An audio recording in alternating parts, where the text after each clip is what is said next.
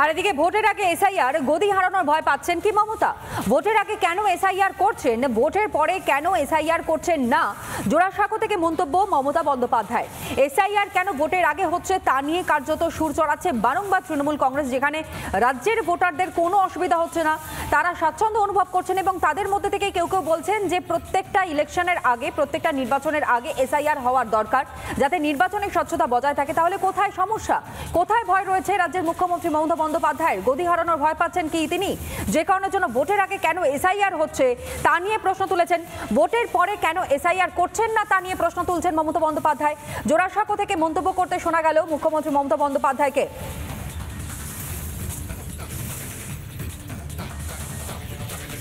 মমতা বন্দ্যোপাধ্যায় তিনি আজ ফের একবার পথে নেমেছেন এসআইআর এর বিরোধিতা করে, সঙ্গে অভিষেক বন্দ্যোপাধ্যায় সহ তৃণমূল কংগ্রেসের বাকি নেতারা। এবং আম্বেদকরের মূর্তির ঠিক সামনে থেকে এই মিছিল শুরু হয়, জোড়াসাঁকোতে এসে শেষ হলেও জোড়াসাঁকোতে এসে তিনি বক্তব্য রাখতে গিয়ে একেবারে ছত্রে ছত্রে এসআইআর এর বিরোধিতা নিশানায় কেন্দ্রীয় সরকারকে রেখেছেন, নির্বাচন কমিশনারকে, মুখ্য নির্বাচন কমিশনারকে রেখেছেন এবং এসআইআর এর প্রয়োজনীয়তা কি তা নিয়ে বারংবার প্রশ্ন তুলতে দেখা গিয়েছে মমতা বন্দ্যোপাধ্যায়কে। ভোটের আগে কেন এসআইআর করছেন, ভোটের পরে কেন এসআইআর করছেন না, জোড়াসাঁকো থেকে সেই প্রশ্ন মমতা বন্দ্যোপাধ্যায় তিনি তুলেছেন।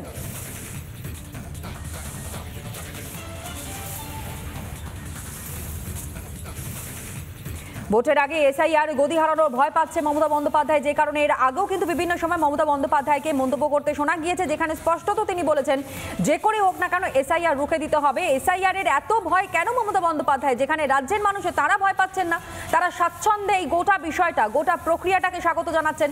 মমতা বন্দ্যোপাধ্যায়ের বক্তব্য শুনুন। অনেক আনঅর্গানাইজড সেক্টর আছে, কেউ হকার, কেউ দোকানদার, কেউ বিজনেস করে, কেউ বিভিন্ন জায়গায় কাজ করে, আনঅর্গানাইজড ওয়ার্কার। তারাও ভাবছে আমাদের নামটা বাদ যাবে না তো। পরিযায়ী শ্রমিকরা ভাবছে আমার নামটা বাদ যাবে না তো। মনে রাখবেন, বাংলা ভাষায় কথা বললে বাংলাদেশি হয় না, যেমন হিন্দি ভাষায় কথা বললে সবাই পাকিস্তানি হয়ে যায় না, বা উর্দু ভাষায় কথা বললে।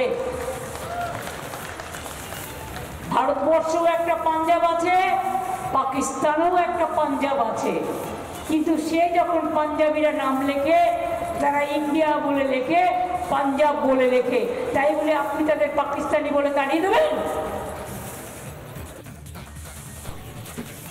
মমতা বন্দ্যোপাধ্যায় বিভ্রান্তি। 3 মাস আগে এসআইআর হয়, পরে কেন করছেন না? সব সহযোগিতা করে দেবো, সবার নাম আছে, চিন্তার কোনো কারণ নেই।